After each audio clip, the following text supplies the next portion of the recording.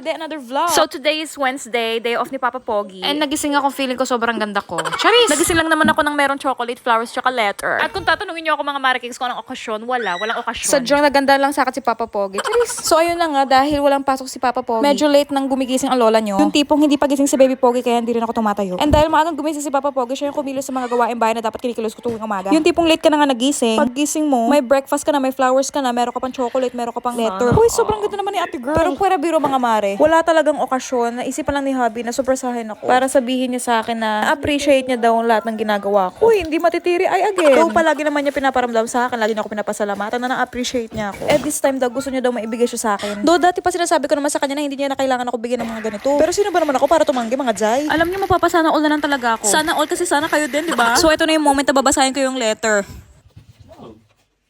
Hello, my dear wife. I want to say thank you from the bottom of my heart that you are my wife. I am absolutely the luckiest husband. I appreciate you so much, everything that you do for us, the way how you show your love for me and Raven, sweetheart. You're a beautiful person inside and out. You are the best. I love you so much.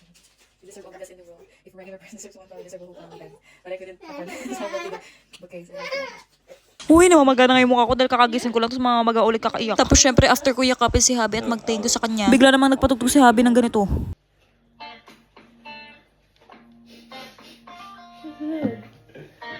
Wait for it. It's looking nice.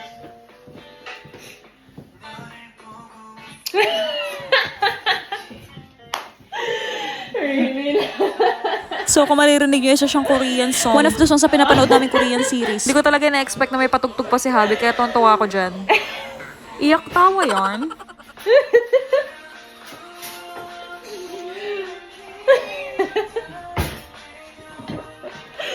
Iyak tawa lang ako dyan habang nagpe-prepare si Habi ng breakfast. Na nga yung breakfast namin. Of course, with Korean background song again.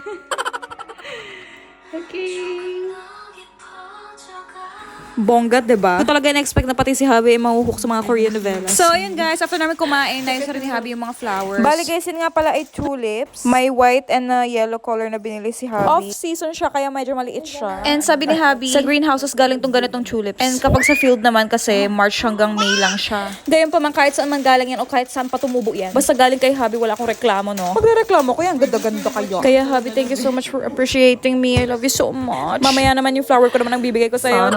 So, ayun lang mga Mother Case. Maraming salamat sa panonood. Till next time. Bye! Thank you.